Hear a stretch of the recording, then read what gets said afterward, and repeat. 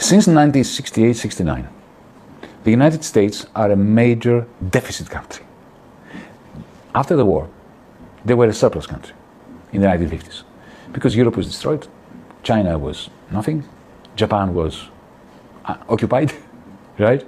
Industry, the only industry in the world that produced magnificently was American industry. They were producing cars, washing machines, aeroplanes, consumer goods, Coca-Cola, Marlboro cigarettes, everything that the world wanted, right? So they were a surplus country, right?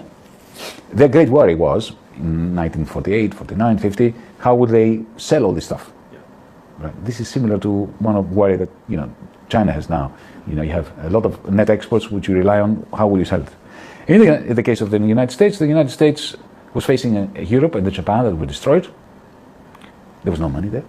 So what they did was they sent money. They dollarized Europe. They sent money to Europe, dollars, and to Japan. And that's how the Europeans and the Japanese bought American goods. So they sent the money went back to sell goods, and they kept full employment happening in the 1950s. So it was a surplus country. From 1969 onwards, it's no longer a surplus country, the United States. It goes into deficit. Let's not go into the reasons why. Just briefly, two reasons. One is the Vietnam War. They were spending for the war, and therefore the government was going into deficit, and that money was accumulating in America. The Americans were using it to buy Japanese cars and French wines. I'm just making it very simple, but that's more or less the story. And the second reason was because they had helped the German and the Japanese industries tool up, improve their efficiency and so on, so that in the end the German and the Japanese factories were more efficient than the American ones. Now, in 1971, the American government under President Nixon, to be precise, on the 15th of August of 1971, decided to blow up the system they had created and essentially to stop dollarizing the rest of the world, to take the dollar away from the rest of the capitalist surrounding realm. And then they started doing something else. They used their deficit in order to create demand for the net exports of Japan, of Germany, of Italy, and eventually of China. So this is something that you can only do, however, if you own the one world currency, the dominant world currency. Because a country like Greece, a country like Germany, a country like China for that matter, if you are in deficit, at some point, how do you pay for your deficit? But if you're American and you issue the money of the world, you keep printing it and you use it in order to create demand for German factories, Italian factories, French factories, Japanese factories, and Chinese factories.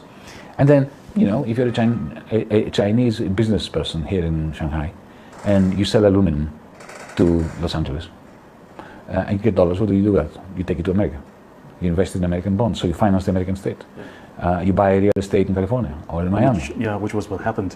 Which is what happens still, as we speak. Yes. And you buy some shares in companies they allow you to buy because they don't allow you to buy a lot of companies, right? And that's great for America. But this whole hegemonic power, this is incredible thing. It's the only time in human history that an empire gets stronger by being in the red, by being in deficit. This has never happened before. When the British Empire went to the red, it collapsed. When the Roman Empire, the Spanish Empire, the Dutch Empire, when an empire up until now went into deficit, it collapsed. That's why governments are very scared of deficits. But the Americans, when they went into deficit, they said, okay, we'll make it bigger. We will grow our deficit and make other people pay for it. But that requires the monopoly of the monetary transaction system, which they have. Why am I saying all this? Because to understand the new Cold War, you have to understand the terror in the hearts and minds of officials in Washington that they will lose this monopoly over money, over the payment system, the international payment system. And that, in the middle of this nightmare for them, is China. Because China is the only country in the world that can create an alternative payment system at the international level. It's nowhere near doing it yet in a way that would seriously damage the dollar, but they can see it happening. That is why I think they're prepared to unleash not only economic warfare, like Trump and Biden did, but actual nuclear warfare. Why is China a threat? We all know, here in China you pay with WeChat. In Europe, in America, we pay with Google Pay, with Apple Pay, with all sorts of pay, digital. We know that the power to accumulate has shifted from diesel engines and railways to owning the algorithms. What I call cloud capital in my book, Techno-Feudalism. Which countries own cloud capital? China and United States. United States, yes.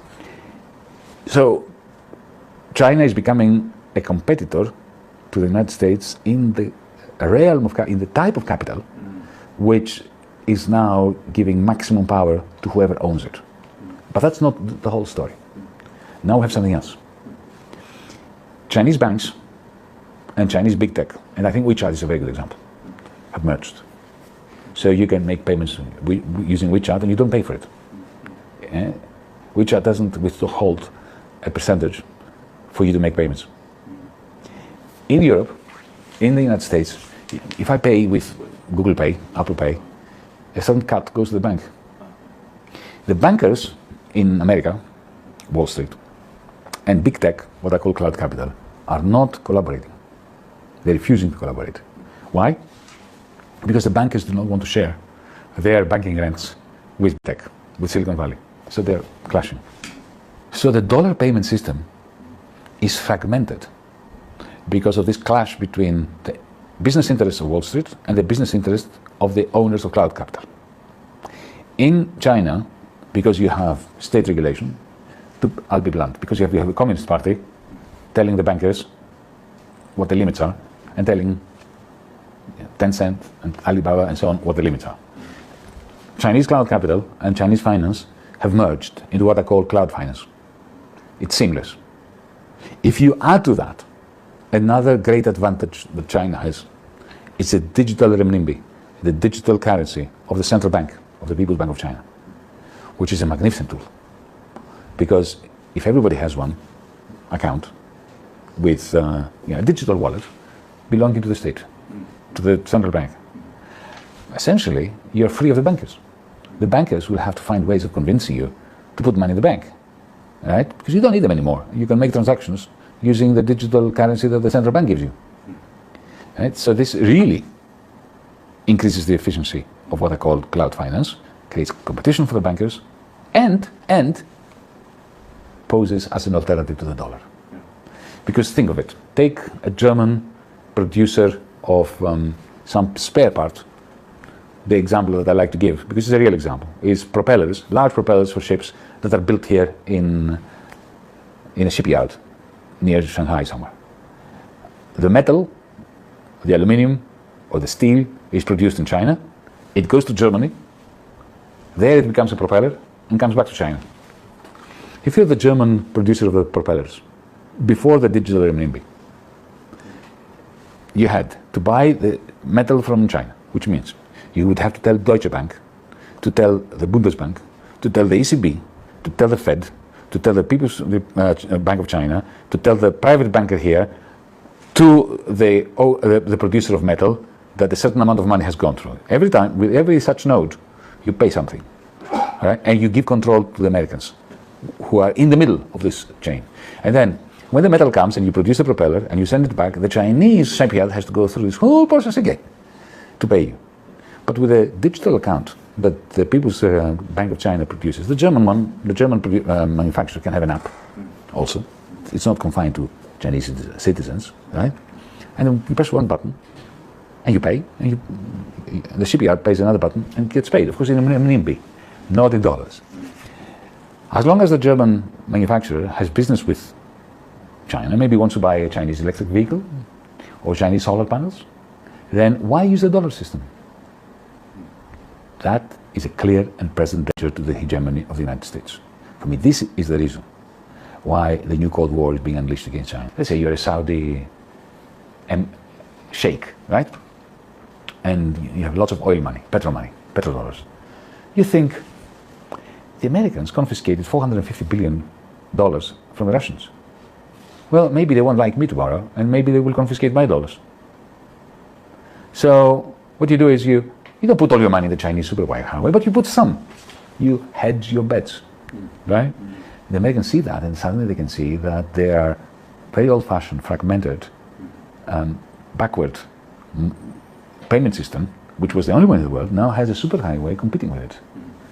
They are prepared to start a nuclear war to stop the shift, the transfer of funds, of transactions from their highway to the Chinese superhighway, because they know that the moment that transfer takes place, then American hegemony is finished.